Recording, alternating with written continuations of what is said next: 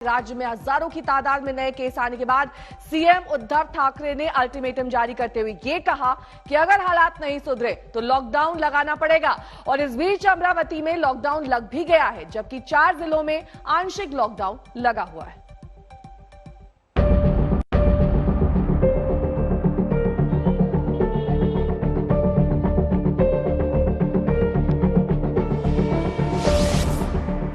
महाराष्ट्र में फिर डराने लगा कोरोना।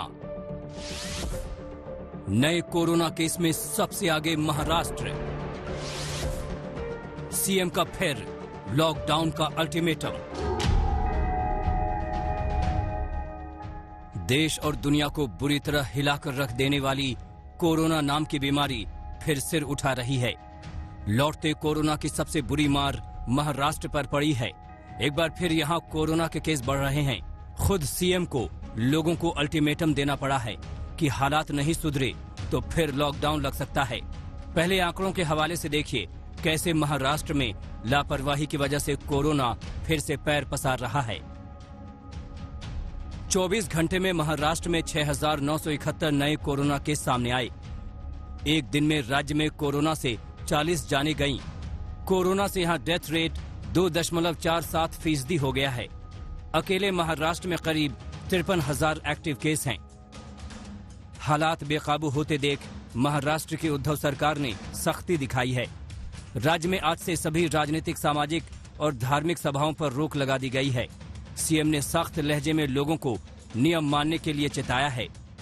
मैं आने वाले कुछ दिन आपसे ये उत्तर अपेक्षित कर रहा हूं। कैसे? मैं देखूंगा, आते जाते हुए देखूंगा, मेरे जो लोग हैं उनसे बातचीत करूंगा। जिन लोगों को लॉकडाउन नहीं चाहिए वो मास्क पहनेंगे, जिन लोगों को मास्क लॉकडाउन चाहिए वो मास्क नहीं पहनेंगे। सिंपल है। लॉकडाउन अगर नहीं चाहिए तो जो 3 चीज हमेशा मैं कहते आ रहा हूं, मास्क पहनिए, हाथ धोइए और एक दूसरे से एक सुरक्षित अंतर रखिए। मास्क पहनिए और लॉकडाउन को ना कहिए। सभाओं पर रोक के साथ कुछ दूसरे प्रतिबंध भी लगाए गए हैं। सरकारी बैठकों और प्रदर्शनों पर भी रोक लगा दी गई है। राजनीतिक दौरे भी रोक दिए गए हैं। अमरावती और अचलपुर में 7 दिन तक लॉकडाउन रहेगा।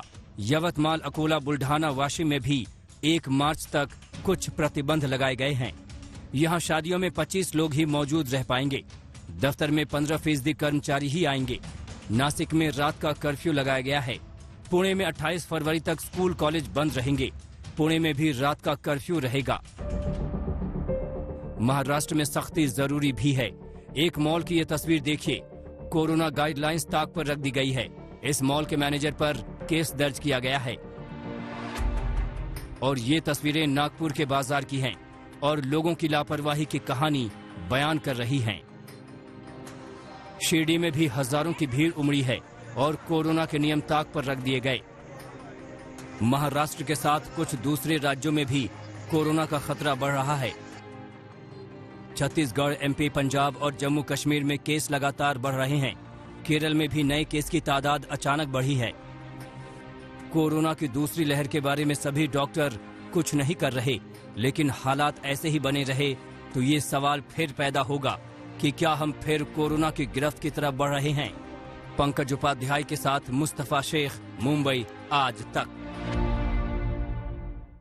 और ज्यादा जानकारी के साथ मुस्तफा शेख हमारे संवाददाता इस वक्त जुड़ गए हैं। मुस्तफा, सीएम ने तो 2 टूक कह दिया है कि लॉकडाउन के आसार हैं, लेकिन ऐसे में कौन सी वो जगह है जहां पर अभी नाइट कर्फ्यू लागू किया गया है? एहतियातन क्या कदम उठाए जा रहे हैं महाराष्ट्र सरकार की ओर से?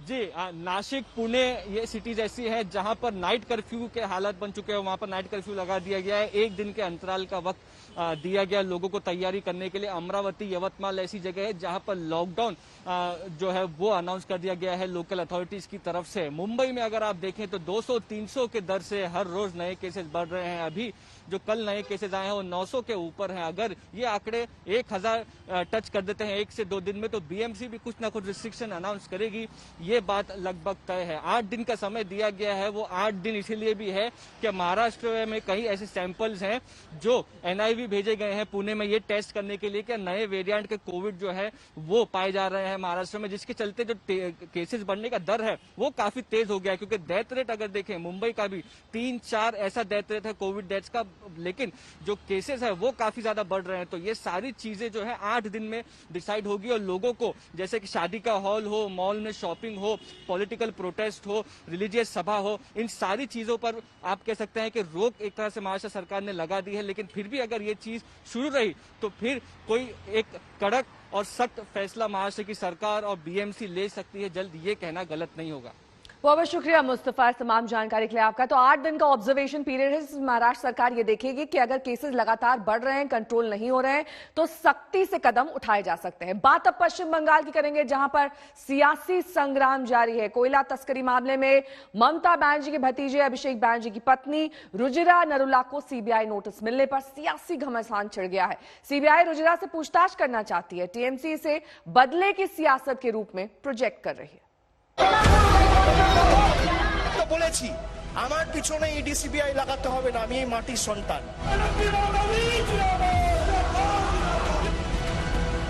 আমাকে ইডি সিবিআই দিয়ে চমকাতে ধমকাতে হবে না, আমি বলেছি আবার বলে যাচ্ছি, অন রেকর্ড ক্যামেরার সামনে দাঁড়িয়ে একটা ফাঁসির মঞ্চ করবে, আমি গিয়ে মৃত্যুবরণ করব।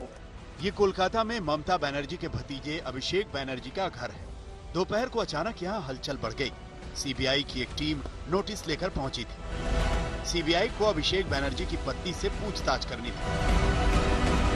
ये मामला बंगाल में कोयला तस्करी से अवैध कमाई की जांच का है। पिछले साल से सीबीआई इसकी छानबीन कर रही। कोयला तस्करी के किंगपिन अनूप लाला के कुछ ट्रांजैक्शन से अभिषेक बनर्जी की पत्नी पर शक हुआ। ये आरोप है कि अनूप लाला से कुछ ट्रांजैक्शन अभिषेक बनर्जी की पत्नी रुजिरा नरूला बनर्जी के बैंक अकाउंट में हुए, जो बैंक अकाउंट विदेश में। ये सब क्लियर करने के लिए ही सीबीआई उनसे पूछताछ के लिए पहुंची। सीबीआई के 3 अफसर कुछ घंटों तक वहां रुके रहे, लेकिन रुजिरा नरूला से पूछताछ नहीं हो पाई। सीबीआई के शिकंजे के बीच अभिषेक बनर्जी बेचैन हो गए। उन्होंने ट्वीट किया, दोपहर 2 बजे सीबीआई ने मेरी पत्नी के नाम पर नोटिस दिया है। हमें कानून पर भरोसा है, लेकिन अगर वो सोचते हैं कि इन हथकंडों से हमें डराया जा सकता है तो वो गलतफहमी में है। हम वो नहीं जिन्हें कभी झुकाया जा सके। अभिषेक बनर्जी ने बदले की राजनीति का आरोप लगाया। पूरी टीएमसी उनके पीछे खड़ी हो गई। सीबीआई की टाइमिंग पर सवाल उठाए। ये कहा कि जांच एजेंसियां अब बीजेपी ऑफिस बन गई हैं। बीजेपी ने भी पलटवार किया। पेर बैटार मतन सामने दाঁড়িয়ে राजनैतिक भावे मोकाबिला करते बाड़ीर मा बोन के टेने निये मोकाबिला नय, तार कारण महिलादेर सामने निये एसे मोकाबिला करे कारा कापुरुष, बीजेपी कापुरुष। ताई सीबीआई ईडी के এইভাবে আজকে ইউজ করছে।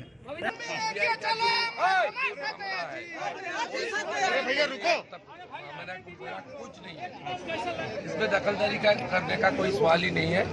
सीबीआई एक ऑटोनोमस बॉडी है, एक अनुशासित बॉडी है, इसका काम करने देना चाहिए। लेकिन हम लोग का ये देखिए, यहाँ से सबको मालूम है एक कुल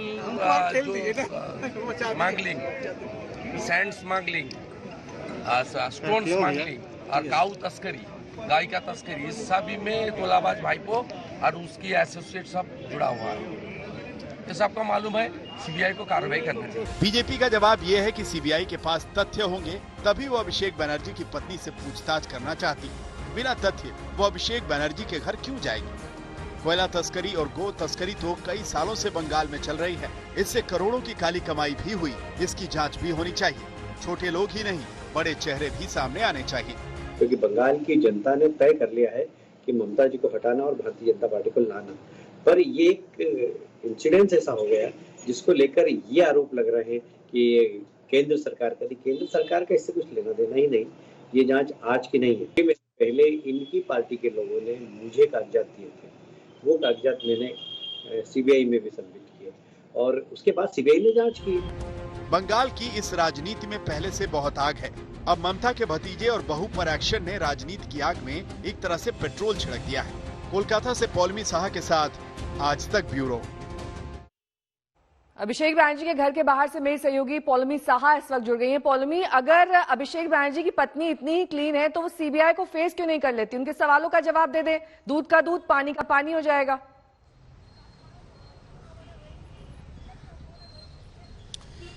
जी नेहा, इसका खुलासा तो एक आध दिन में हो ही जाएगा, क्योंकि कल ही सीबीआई ने उनको समन किया है, उनको नोटिस सर्व किया है। कल सीबीआई यहीं पर अभिषेक बैनर्जी के घर पर आई हुई थी। उन्होंने नोटिस सर्व किया उनको कि 21 तारीख को 2 बजे, अभिषेक बैनर्जी का कहना है कि ये नोटिस उनको सर्व किया गया और कहा गया कि 21 तारीख को, जो कि कल का डेट था, 3 बजे आपको हमारे सामने इस एड्रेस पर मौजूद होना होगा सवाल जवाब के लिए, ये कोल स्मगलिंग केस में।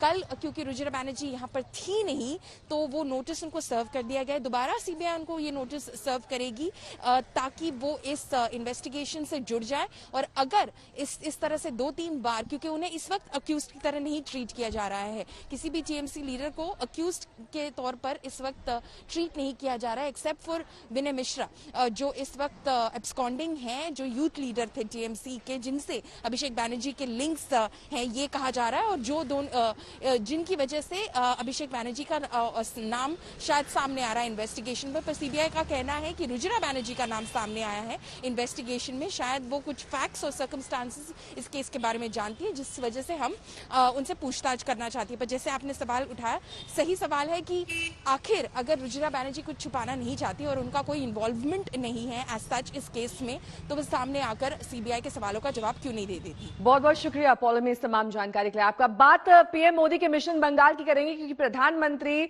आज बंगाल दौरे पर रहेंगे। 1 महीने में पीएम मोदी का यह तीसरा बंगाल दौरा होगा। पीएम हुगली में बंगाल को कई सौगात देंगे, मगर इस दौरे से पहले पीएम ने बीजेपी नेताओं के साथ महामंथन किया।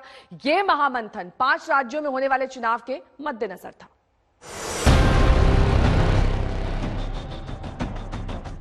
आया, इतना कुछ तबाह हो गया, लोगों की मदद के लिए केंद्र सरकार ने जो पैसे भेजे, उसका इन लोगों ने क्या किया, ये पश्चिम बंगाल के लोग भली भांति जानते हैं। ये दहाड़ आज फिर पश्चिम बंगाल में सुनाई पड़ेगी। पीएम मोदी आज शाम 3:45 बजे हुगली के इसी डनलप टायर फैक्ट्री ग्राउंड में रैली करने जा रहे हैं। पीएम मोदी का यहाँ बड़ा कार्यक्रम है। वो रैली तो करेंगे ही, साथ ही कई रेल परियोजनाओं का शुभारंभ भी करेंगे। इसमें शामिल है मेट्रो के एक्सटेंशन को हरी झंडी। ये मेट्रो लाइन काली घाट और दक्षिणेश्वर के 2 विश्व प्रसिद्ध काली मंदिरों को जोड़ेगी। 4.1 किलोमीटर लंबा ये मेट्रो एक्सटेंशन केंद्र सरकार के 464 करोड़ रुपए के अनुदान से तैयार हुआ। पीएम हुगली में रेल परियोजनाओं का भी शुभारंभ करेंगे। हुगली में पीएम मोदी की रैली को कई कारणों से अहम माना जा रहा है। इस वक्त हम लोग हुगली जिले के डनलप फैक्ट्री ग्राउंड में हैं। डनलप फैक्ट्री जो एक समय जिसका भारतवर्ष में नाम हुआ करता था, फिलहाल बंद पड़ी है, लेकिन उसका ये ग्राउंड है और यहीं पर हुगली जिले में प्रधानमंत्री की रैली होने का मतलब भी है कि इंडस्ट्रियलाइजेशन को एक पुश देने की योजना है प्रधानमंत्री की चुनाव से पहले, और उसी के फलस्वरूप हुगली जिले की इस जगह को चुना गया है। दूसरी वजह है ये हुगली लोकसभा केंद्र के अंतर्गत आता है इलाका। तो हुगली लोकसभा केंद्र में अगर पिछले लोकसभा का हम रिजल्ट देखें तो बीजेपी को जीत मिली थी, लॉकेट चटर्जी यहां से सांसद बनी थी, तो ऐसे में उस जीत को बरकरार रखने के लिए भी इस जनसभा के लिए इस स्थान को चुना गया है। ये बेहद दिलचस्प है कि पीएम मोदी की रैली के बाद इसी मैदान में 24 फरवरी को पश्चिम बंगाल की सीएम ममता बनर्जी की भी सभा होने वाली है। 1 महीने के भीतर पीएम मोदी का ये तीसरा पश्चिम बंगाल दौरा है। 23 जनवरी को नेताजी की 125वीं जयंती पर पीएम मोदी का बड़ा कार्यक्रम हुआ। 7 फरवरी को पीएम मोदी ने हल्दिया से विभिन्न विकास परियोजनाओं की लॉन्चिंग करते हुए रैली की थी। पीएम की रैली को लेकर स्थानीय लोग काफी उत्साहित हैं। हो भाग्य हमारे द्वार मोदी जी पधारे। बहुत इच्छा थी इनको सामने से देखने की, आज कल वो भी इच्छा पूरी हो जाएगी। प्रधानमंत्री उनके ऊपर बहुत हम लोग को मतलब भरोसा है कि कुछ बोलेंगे डनलप के बारे में या नया से कुछ शुरू करेंगे, ये भी बोल सकते हैं, यही हम लोग को आशा है। पश्चिम बंगाल आने से पहले पीएम मोदी एक और चुनावी राज्य असम भी जाएंगे। वो सुबह 11:30 बजे धेमाजी के सिलापाथर में तेल और गैस क्षेत्र की कई अहम परियोजनाओं का उद्घाटन और शिलान्यास करेंगे। यहाँ वो धेमाजी इंजीनियरिंग कॉलेज का उद्घाटन करेंगे, सियालुची इंजीनियरिंग कॉलेज का शिलान्यास करेंगे, इंडियन ऑयल की बोगाई गांव स्थित रिफाइनरी में इंडमैक्स इकाई, डिब्रूगढ़ के मधुबन में ऑयल इंडिया लिमिटेड के सेकेंडरी टैंक फार्म और तिनसुकिया के हेबेडा गांव में एक गैस कंप्रेसर स्टेशन का उद्घाटन करेंगे। असम और पश्चिम बंगाल दोनों राज्यों में इसी साल विधानसभा चुनाव होने हैं। ऐसे में मोदी का आज का दौरा काफी मायने रखता है। कोलकाता से अनुपम मिश्रा के साथ आज तक ब्यूरो। वहीं केंद्रीय मंत्री संजीव बालियान को कल पश्चिमी यूपी के शामली में किसानों के विरोध का सामना करना पड़ा। दरअसल कैबिनेट मंत्री संजीव बालियान खाप चौधरियों से मिलने शामली पहुंचे थे। वहां उन्होंने मलिक गढ़वाला खाप के चौधरियों से मुलाकात भी की, लेकिन इसके बाद जब वो भैंसवाल गांव में पहुंचे तो लोग विरोध में नारेबाजी करने लगे। ग्रामीणों ने मंत्री के काफिले के आगे ट्रैक्टर सटाकर गाँव में घुसने की कोशिश की, रोकने की कोशिश की और इसी गाँव में 5 फरवरी को जयंत चौधरी ने महापंचायत की थी। आंदोलन किसका है? किसान का है कि खाप का है? ये किसान आंदोलन है, ये किसान आंदोलन है और पूरे देश का आंदोलन बताते हैं लोग। फिर इसमें खाप की अगर एंट्री तो खाप चौधरी ठीक है मिलने आए, लेकिन खाप का आंदोलन तो नहीं है दोस्ती, ये किसान आंदोलन है। किसान जो चौधरी नरेश टिकैत ने बिका हो किसान नेता के रूप में था, खाप चौधरी के रूप में खाप की कोई मीटिंग आज तक बालियान खाप में भी नहीं हुई है। ममता के भतीजे पर सीबीआई का शिकंजा कसा तो बंगाल सियासत के शोले धधक उठे। टीएमसी ने इसे राजनीतिक कार्रवाई कहा तो बीजेपी ने भी टीएमसी पर ताबड़तोड़ हमले किए। इसी लड़ाई के मद्देनजर बंगाल में बीजेपी के चुनाव प्रभारी कैलाश विजयवर्गीय से बात की हमारे संवाददाता ने, सुनिए। आरोप कैलाश जी नमस्कार। आप पर यह लग रहा है कि विधानसभा चुनावों के मद्देनजर ये जो छापे पड़े हैं सीबीआई के, वो सीबीआई के छापे नहीं हैं, बल्कि केंद्र सरकार की तरफ से बीजेपी की तरफ से ये छापा मारा या समन दिया गया है। देखिए, सीबीआई एक ऐसी संस्था है, इंडिपेंडेंट संस्था है जिसकी इन्वेस्टिगेशन की बात सारी दुनिया में मानी जाती है। मैं समझता हूँ कि कोई लालबाग का थाना थोड़ी है कि किसी को भी पकड़कर 302 में बंद कर दिया, किसी को के ऊपर भी एनडीपीएस लगा दी अभिषेक के कहने पर, ममता जी के कहने पर। आखिर सीबीआई है और सीबीआई जैसी संस्था यदि मुख्यमंत्री के परिवार के घर में नोटिस दे रही है, इसका मतलब उनके पास पर्याप्त सबूत होना चाहिए। और इसलिए ऐसी बात करना मैं समझता हूँ कि नादानी वाली बात है, ये बिल्कुल नासमझी वाली बात है। और इस प्रकार की बात करना मैं समझता हूँ कि एक संस्था को बदनाम करने जैसी बात है। जहाँ तक चुनाव का सवाल है, चुनाव अपनी जगह है। अब सीबीआई ने अगर कोई जांच करने के बाद उनको नोटिस दिया है तो ये सीबीआई को ये तो नहीं देखेगी कि चुनाव है अभी नहीं देना चाहिए।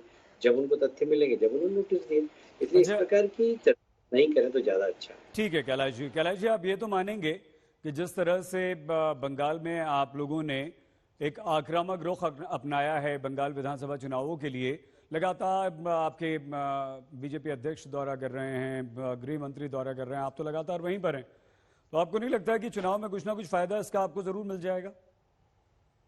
देखिए, चुनाव का फायदा और नुकसान की बात तो छोड़िए सईद भाई, आज की तारीख में अगर चुनाव होते तो हम सरकार बना चुके हैं, क्योंकि बंगाल की जनता ने तय कर लिया है कि ममता जी को हटाना और भारतीय जनता पार्टी को लाना। पर ये एक इंसिडेंस ऐसा हो गया जिसको लेकर ये आरोप लग रहे हैं कि केंद्र सरकार का इससे कुछ लेना देना ही नहीं। ये जांच आज की नहीं है, मैं सिर्फ आपको बता रहा हूँ और आपके चैनल को बता रहा हूँ कि 6 महीने पहले इनकी पार्टी के लोगों ने मुझे कागजात दिए थे, वो कागजात मैंने सीबीआई में भी सबमिट किए और उसके बाद सीबीआई ने जांच की। जांच करने के बाद ठीक है कैलाश जी, आप विसल ब्लोअर के तौर पर अपने आप को यहाँ पर पेश कर रहे हैं, कागजात आपने दिए। आप ये तो बताइए कि उस कागजात में रुचिरा नरूला बनर्जी, क्या वो सिर्फ हैं अकेली, उनका नाम है, उनका इन्वॉल्वमेंट किस तरह का है और क्या परिवार का कोई और सदस्य इसमें शामिल है? देखिए, मेरे पास जो जानकारी है कि अभिषेक जी के ससुराल के लोग इसमें इन्वॉल्व हैं और कई आईएएस और आईपीएस और पुलिस अधिकारी भी इसमें इन्वॉल्व हैं। तो विनय मिश्रा इनके बहुत करीबी मित्र थे। मेरे पास पूरी एयरलाइंस के टिकट्स की कॉपी है जिसमें विनय मिश्रा, अभिषेक जी सपरिवार यात्रा करते हैं, विदेश में जाते हैं, किस होटल में रहते हैं, ये भी मेरे पास कागजात हैं। मैं किसी की व्यक्तिगत जिंदगी को सार्वजनिक नहीं करना चाहता, पर मैं सिर्फ इतना बताना चाहता हूँ कि विनय मिश्रा और अभिषेक जी के बहुत अच्छे संबंध थे और विनय मिश्रा फरार है। और मेरी जानकारी के अनुसार विनय मिश्रा ने और उनके एक भाई हैं जो पुलिस के अधिकारी हैं, उन्होंने मिलकर काफी पैसा कोयला से इकट्ठा करके और इनके परिवार के खातों में डलवाया है। ये मेरे पास जानकारी 6 महीने पहले टीएमसी के लोगों ने दी थी। चीन बेशक पेंगोंग में पीछे हट गया हो, लेकिन 4 जगह ऐसी हैं जहां उस पर यकीन करना मुश्किल है। कमांडर लेवल की अगली बात से पहले भारत ने चीन से गोगरा, हॉट स्प्रिंग, डेप्सांग और डेमचोक से पहले वाली स्थिति बहाल करने के लिए कहा है।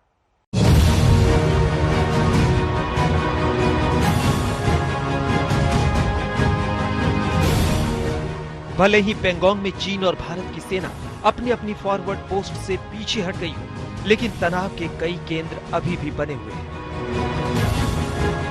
बनते बिगड़ते माहौल के बीच अब तक 10 राउंड की कमांडर स्तर की बैठक हो चुकी है। बैठक में भारतीय पक्ष का नेतृत्व लेफ्टिनेंट जनरल PGK मेनन कर रहे थे।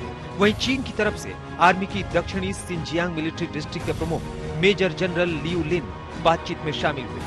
16 घंटे चली इस बैठक में डिसएंगेजमेंट के दूसरे चरण पर चर्चा हुई। भारत की मांग है कि चीन तुरंत गोगरा, हॉट स्प्रिंग, देप्सांग और डेमचोक से अपने सैनिकों को वापस बुलाए। लेकिन सूत्रों के मुताबिक इस बैठक में गोगरा और हॉट स्प्रिंग को लेकर तो सहमति बनती दिखी, लेकिन सामरिक महत्व वाले देप्सांग और डेमचोक पर गतिरोध बना हुआ है।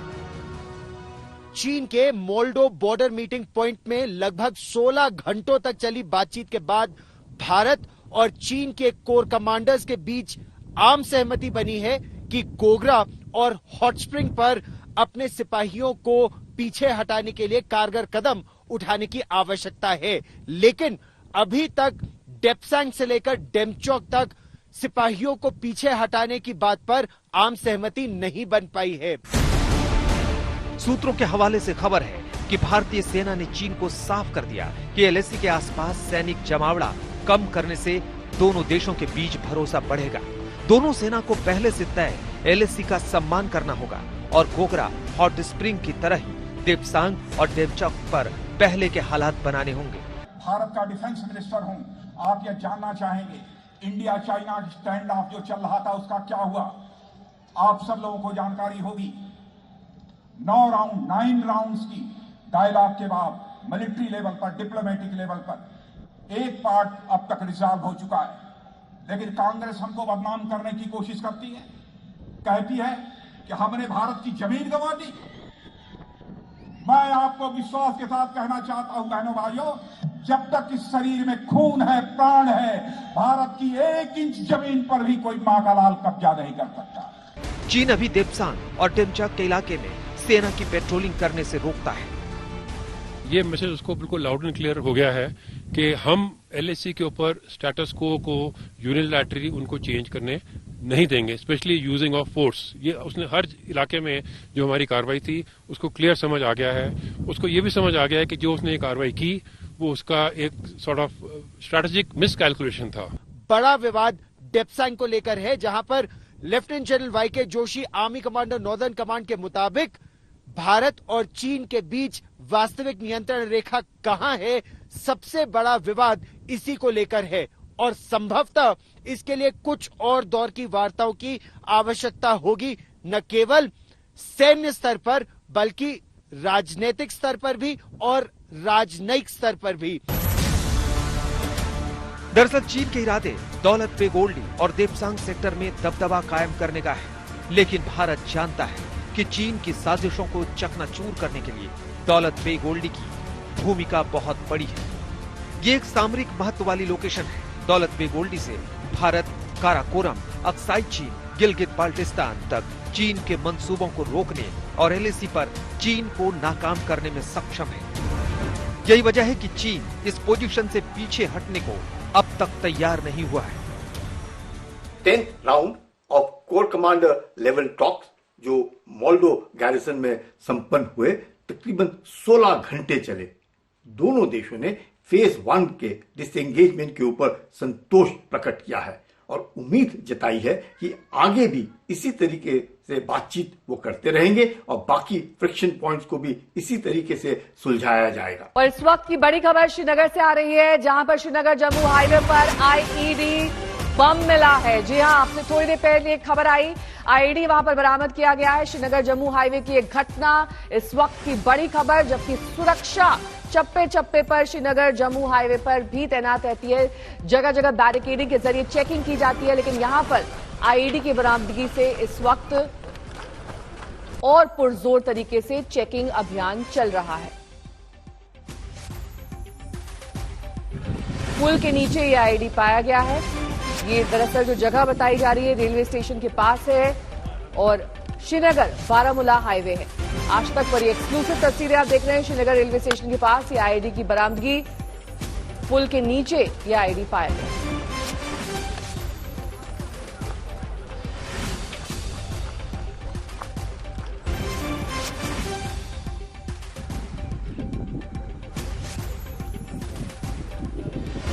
अशरफ वानी हमारे संवाददाता इस वक्त जुड़ गए हैं। अशरफ, क्या अपडेट, क्या जानकारी मिल रही है इसके बारे में?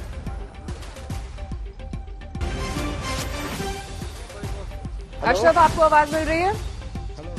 जी अशरफ, इसी पे कर लीजिए कनेक्ट।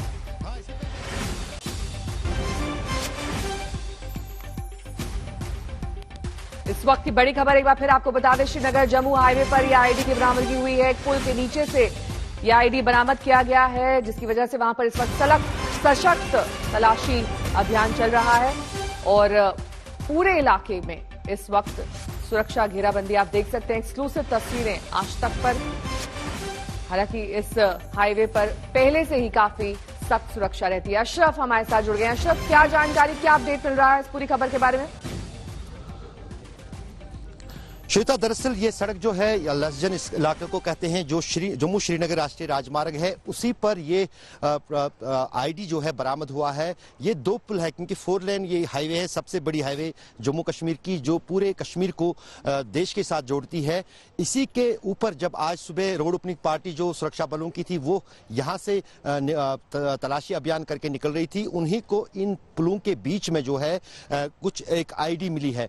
अभी तक फिलहाल जो एंटी बॉम्ब डिस्पोजल स्क्वाड है सेना का, जम्मू कश्मीर पुलिस का, वो यहां पर पहुंचे हैं। वो अब पूरे इलाके की जो है तलाशी ले रहे हैं और ये इस प्रयास में लगे हैं कि इस बम विस्फोटक को किस तरह से नाकारा किया जाए। फिलहाल लाखों हजारों की तादाद में जो गाड़ियां हैं रुकी हुई हैं, क्योंकि ट्रैफिक रोका गया है दोनों तरफ से।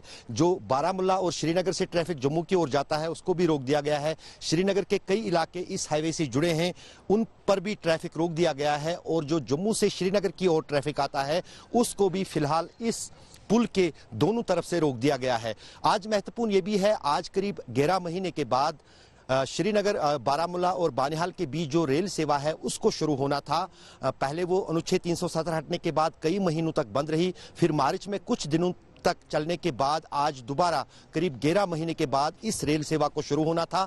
लेकिन रेलवे स्टेशन से कुछ ही गज दूर ये पुल है, जहां पर ये आईडी जो है वो बरामद हुआ है। इसलिए जो रेल यातायात है, जो रेल की सेवाएं शुरू होनी थी, उसके लिए भी सफर करने के लिए जो लोग पहुंचे थे, वो भी रेलवे स्टेशन नहीं पहुंच पा रहे हैं, क्योंकि दोनों तरफ से सैकड़ों की तादाद में गाड़ियां जो हैं वो रुकी हुई हैं, ट्रैफिक को रोक दिया गया है। और यही एक मेन रोड है श्रीनगर शहर का, जिस पर न सिर्फ जम्मू श्रीनगर हाईवे का ट्रैफिक चलता है, बल्कि सेना के कानवाय और काफिले भी चलते हैं, और साथ ही साथ आम लोगों के लिए आवाजाही का मेन सड़क जो है यही है। और यही सड़क जो है श्रीनगर के रेलवे स्टेशन तक पहुंचने का साधन भी है। तो साफ है कि जब इस पूरी सड़क पर यातायात को रोक दिया गया है, फिलहाल रेलवे स्टेशन पहुंचना भी लोगों के लिए मुश्किल हो रहा है। बहुत बहुत शुक्रिया अशरफ इस तमाम जानकारी के लिए आपका। तो दोनों तरफ का रास्ता रोक दिया गया है, जिससे आवाजाही में दिक्कत आ रही, लेकिन इस वक्त सघन तलाशी अभियान किया जा रहा है और पूरे इलाके को कॉर्डन ऑफ कर दिया गया। इजराइल में कोरोना के बढ़ते मामलों में कमी आने के बाद देश में 2 महीने से जारी लॉकडाउन हटा लिया गया है। इसी के साथ अर्थव्यवस्था को फिर से पटरी पर लाने के लिए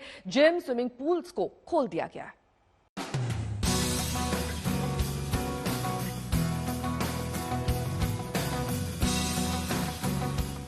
जिम में वर्कआउट और स्विमिंग में तैरने की ये तस्वीरें इजराइल के रमेगन की है, जहां सरकार ने अर्थव्यवस्था को पटरी पर लाने के लिए फिर से सभी प्रतिबंधों को हटा लिया है।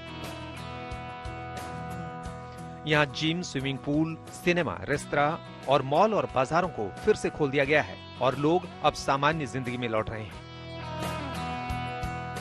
हालांकि जिम, सिनेमा और स्विमिंग पूल में उन्हीं लोगों को इजाजत मिली है जिन्होंने कोरोना का टीका लगवाया है।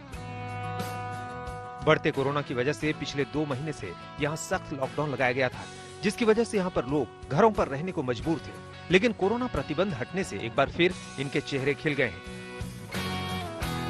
यहाँ सरकार इस योजना पर भी काम कर रही है कि दोबारा स्कूलों को किन गाइडलाइंस के साथ खोला जाए। हालांकि उम्मीद है कि 1 मार्च तक सभी स्कूल खोल दिए जाएंगे।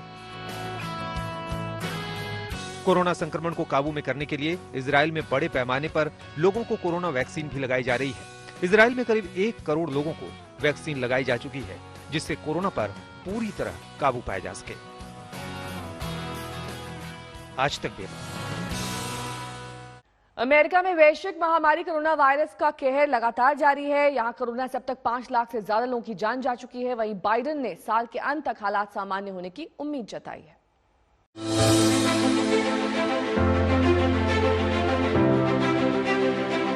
दुनिया के कई देशों में जहां कोरोना मरीजों की संख्या में कमी देखी जा रही है, तो वहीं अमेरिका में वैश्विक महामारी कोरोना अब भी बेकाबू है। यहां हर दिन 1 लाख से ज्यादा नए मामले सामने आ रहे हैं, जबकि 2000 लोगों की हर रोज जानें जा रही हैं। अमेरिका में अब तक कोरोना से 5,09,000 से ज्यादा लोगों की मौत हो चुकी है, जबकि इस वायरस से 2,87,00,000 से ज्यादा लोग संक्रमित हो चुके हैं। 1,89,00,000 ऐसे भी लोग हैं जो इस वायरस से जंग जीत चुके हैं। वहीं दुनिया की बात करें तो इस वायरस से 11,17,00,000 से ज्यादा लोग संक्रमित हो चुके हैं, जबकि इस वायरस से 24,73,000 से ज्यादा लोगों की मौत हो चुकी है। वहीं टेक्सास में तूफान की वजह से अमेरिका में वैक्सीनेशन पर भी असर पड़ा, लेकिन राहत की बात यह है कि यहां हर रोज करीब 17 लाख लोगों को वैक्सीनेशन दी जा रही है। कुल 5 करोड़ से ज्यादा लोगों को अब तक वैक्सीन की डोज दी जा चुकी है। कोरोना संकट पर अमेरिकी राष्ट्रपति जो बाइडेन ने साल के अंत तक हालात सामान्य होने की उम्मीद जताई है। बाइडेन ने कहा कि करोड़ों अमेरिकियों के टीकाकरण से साल के अंत तक देश में कोविड-19 महामारी से हालात सामान्य हो जाएंगे। आज तक ब्यूरो।